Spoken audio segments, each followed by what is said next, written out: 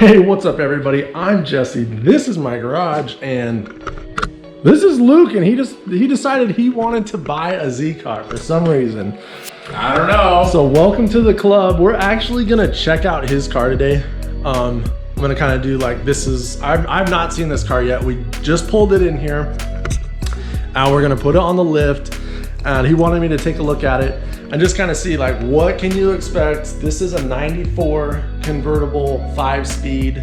Kind of what do you expect when you pick up a new Z right now in 2021? This is just one that we're randomly looking at, so we're gonna see what's under the car, see what's under the hood, and see how the interior looks. Kind of give you an idea of what to expect when you're buying your Z car.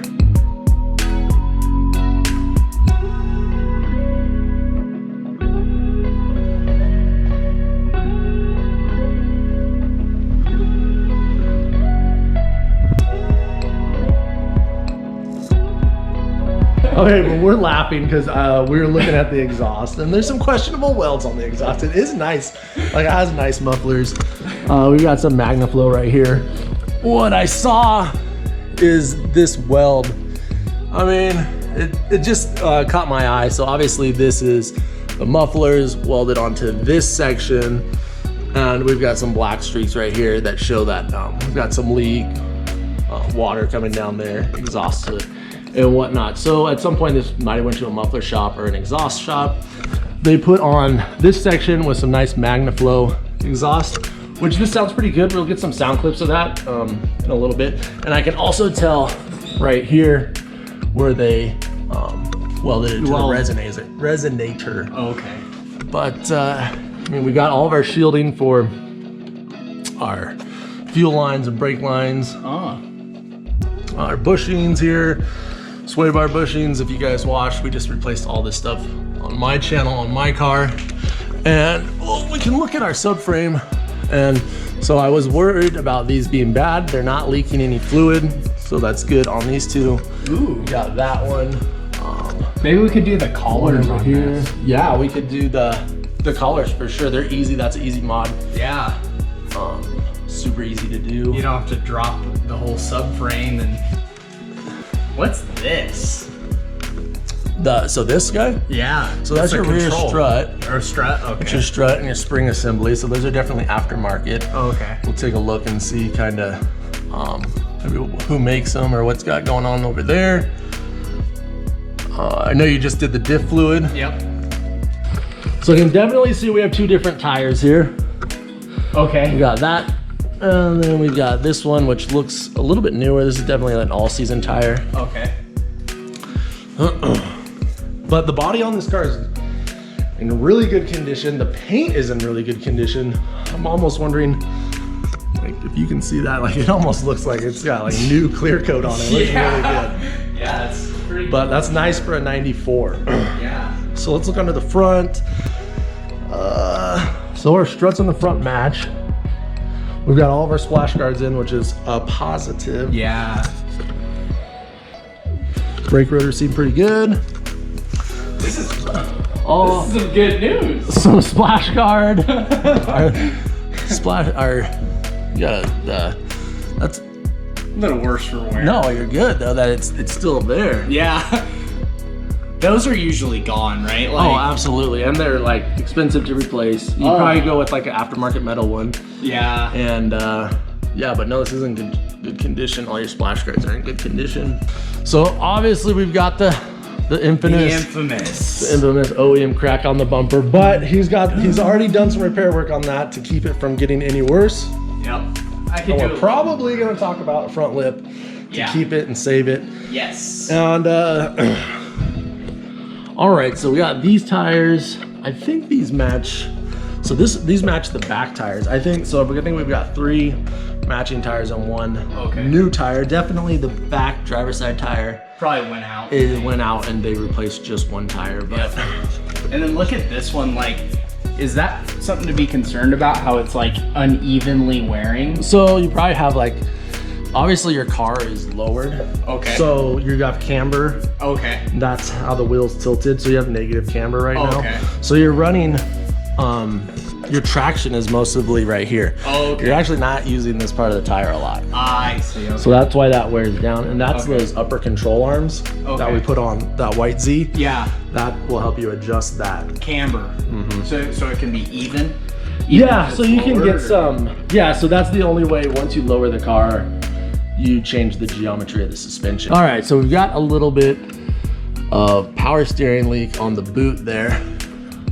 What it means is that boot's ripped, obviously, you can see right here. And then also means there's a little bit of leak on the inside of the rack, which, I mean, that one has it too, mine has it too. Okay. They are a pain to replace because if you can see,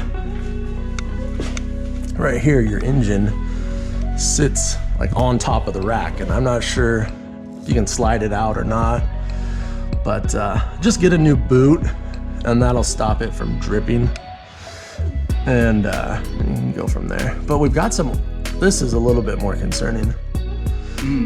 This might be your rear main seal. Rear main seal. Which transmission has to come off for that. Yeah. Which we all know, that car needs a rear main seal, and that car is bad.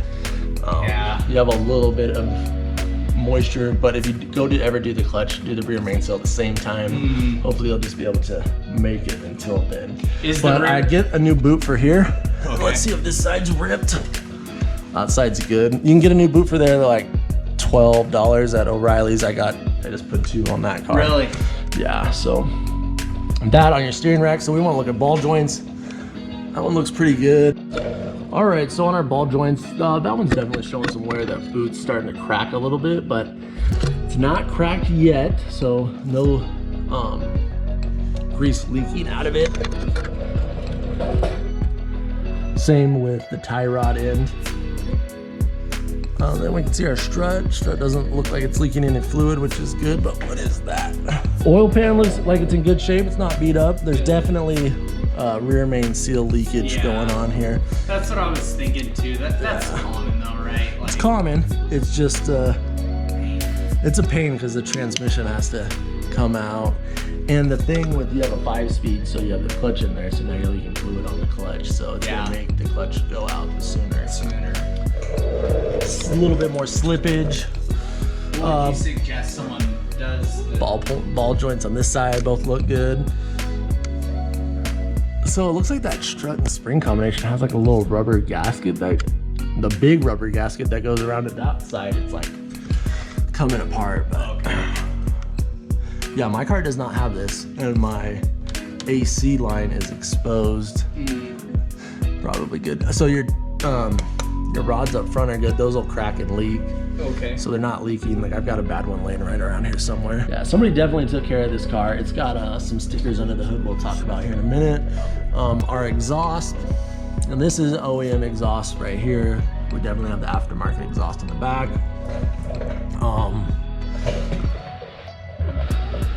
Looks dry up there. For the tail shaft on the transmission, doesn't look like that seal is leaking.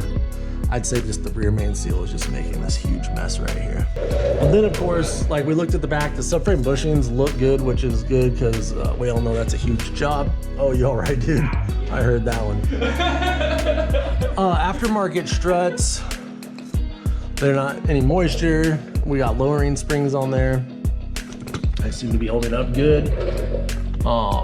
Where's the gas tank? Yeah, where is your gas tank at? Right here, yeah. Whoa. So the gas tank on the is back here, right? It's underneath the subframe. So if you ever had to change that, oh my god, this is your gas tank right here. You'd be in a world of hurt. Yeah, you'd have to drop the subframe. I think S14 240s SX used the same style setup. Yeah, I'm pretty sure it's the same style setup. Because of course this is the convertible, so on the back is a little bit different. Yep. But no, everything looks good under here. Kind of what I expected to see. A little bit of leak on the rear main seal, unfortunately. It's 30 years old or getting close to it. And then, you know, power steering. It's the same, I literally have the same problems on my car, but we'll get you a new boot up front on the bellow for that power steering. That'll just stop anything from leaking out. It'll stay inside there. Yeah. And get you down the road. And next time you do a clutch, do the rear main seal. Rear main seal for sure.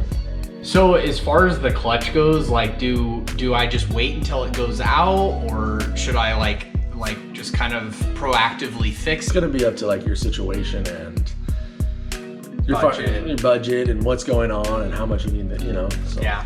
just put it on the list. Put it on the list of Yep. stuff. But no, other than that, it looks good. Like the subframe, like bushings look good. Everything looks good underneath here. Everything else looks good. The very long list. Everything else looks pretty good, so no worries on that stuff. Yeah. Luke's finding some Easter eggs on my car. I got stickers in the wheel wells. But we took off one of his wheels. I just kind of wanted to check some stuff. I wanted to check this out. It's kind of interesting. Little like super bump stop for the strut and coilover from bottoming out. And we were just kind of talking about what was going over, looking at the brake. The rotor looks pretty good, but pad down there kind of wore out, if you can see that. I mean, yeah, it's time for, add that to the list, Luke. Yeah, the ever growing list. But the brakes on this are pretty easy. We can just change them right from the back right there. Bleed them. It'd be a good opportunity to actually get some new fluid, get all the old fluid out of there. And but that's one on the list. Everything else looks good. These look pretty good. They're not leaking. They're not too broken. I mean, some cracks just from being old, but nothing's leaking and broken now. Splash guards are in there. That's a plus. Everything looks good. It's not bent or broken. So yeah. So we're just kind of talking about simple projects. And if you're a good subscriber, you watched the video where we did remove these on my car, and there's just a bunch of dirt and just debris and rocks, and it's going to rot the panels right here. That's why we always look for rust damage right here. It's because water gets trapped in there, moisture gets trapped in there. So it's a good, easy project. You can remove, you don't even have to remove this whole thing. You just remove a couple bolts and you can get behind there. So while you're doing your brake pads, you can do that. Easy projects that are gonna go a long way to save this chassis, and you don't even think that are going to make a difference, but make a huge difference. And are easy. It's not like we were saying, pull in the transmission, do the rear main seal that's leaking, but we're gonna stop rust right there. Yeah. So we're gonna look at we pulled off one of these tires. We found out that these are a 0 offset wheel, and they kind of poke out a little bit. Yeah. We were talking about that. Don't let me forget, I need to tighten those for you before you go. Okay. But overall, the body of this thing looks good. The paint looks so good. We've even got our Nissan glass right there. So that's the factory glass. Little rock chip there though. Yeah, and then there's some DIY stuff we can talk about to fix that rock chip. Stop your windshield from cracking. But what I wanted to point out on the exterior, besides how nice the clear coat is on this thing, is this is it right here. This part, if it told you everybody's broken, ow. Ow, yeah. Yeah, everybody's one of these is broken. That's the first thing I looked for when I cut myself on it the other day. When it pulled up, because I wanted to see how that was, because we all know all the water and debris gets trapped down there. So this definitely needs to get taken care of. Other than that, it looks really sharp on the outside. There's no major dents or dings or anything. We got, some door dings, but that is to be expected. Maybe our power antenna doesn't go down like it's supposed to. And I saw this piece of trim was missing, but did you have it in the trunk? I saw that in the trunk, yeah. It just doesn't stay. Okay, but So- this is not cracked, which this is a big deal because they're super hard. They still make this piece, but I guess they get cracked on shipping like a ton. Oh. So that's all complete, which is nice. So that's your third brake light. I like to paint that. Tail lights are good. I think it's just like a clear plastic. I would leave it alone. Really? Because if you break it, I think they're super brittle and Oh yeah, okay. break easy. And then if you break it, then you're in you always have to ask yourself, is it worth it if I break it? Yeah. Because then I'm gonna have to get back to 0, which yeah. we started at. So that's for all kinds of stuff. But so of course this is our convertible. We've got our convertible cover. I'm not even sure how this works. Does this pop up? Yeah, do you want to see it? Sure, let's check it. Top goes over. Now the top looks like it's in pretty good shape. No rips or anything. Yeah, It looks pretty tight. it's decent. It needs like, Oh, I think yeah. it needs some fabric work. And these are freaking a fortune to replace. Oh yeah.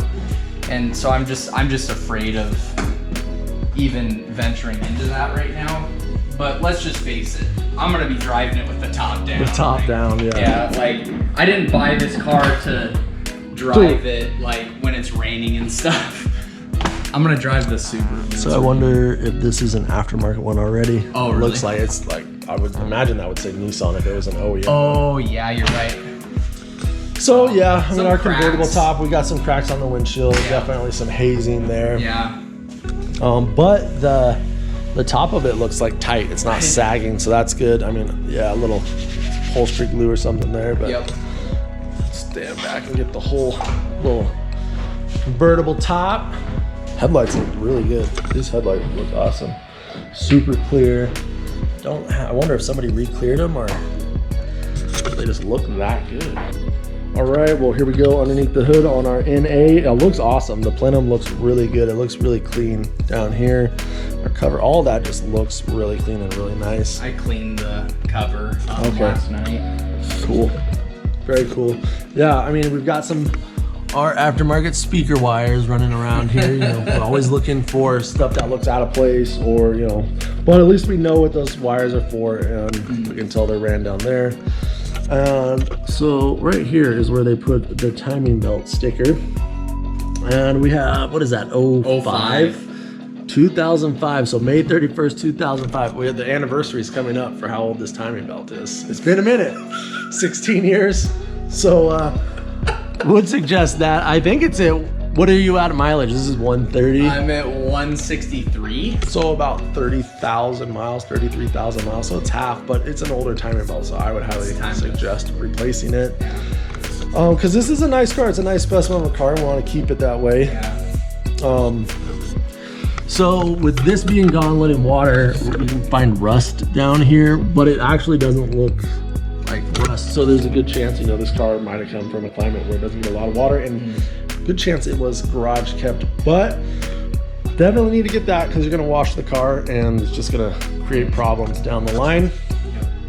But other than that, it looks really good. I know Luke has done a few things like oil change. Yeah, I spent an entire day doing transmission, gear fluid, and differential fluid. That's good. That's good. Yesterday, I spent the entire day doing spark plugs, so that shows you how good There's I am. plugs on it. So he's got the maintenance going. I think we just need to give him a belt and you'll replace your coolant then, and you'll be good to go. And maybe we looked at the brakes. Bleed the brakes. Bleed the brakes, but I would like to talk about that because here's our brake master cylinder. And that looks pretty dirty. As you can see, that fluid is black. Yep. And is that not good or good? no, so it's a clear fluid. So Oh. I would extract all that fluid out of there. Okay. Which we just did that on my car and it was so nasty inside of it. Oh. So there's all kinds of stuff that gets in there. So before you flush that all through the lines, let's get that out of there. Refill it with some new stuff, then flush what's out of the That's lines. smart, yeah. Yeah. I like And we'll that. clean, I'll show you how to clean that out. Okay. And do all that. But that's an easy trip that's gonna keep all that crud because that probably has 100,000 miles on that fluid or 160,000 miles, whatever's on this car. So there's a good chance on that. But I mean, I did notice like we got some vacuum line. If you can see right there, it's just brittle, breaking. It's not bad to start thinking about replacing that stuff. This is these vacuum lines are actually pretty easy on this car. They all just go to I mean, they're easy. I replaced a bunch on my car. You could do it. It's another project that just makes this car a little bit better, a little bit more reliable. You don't get weird idle issues, weird hesitation, weird stalling issues because you have broken vacuum lines all over. But other than that, looks good. Engine bay looks way better than under my car.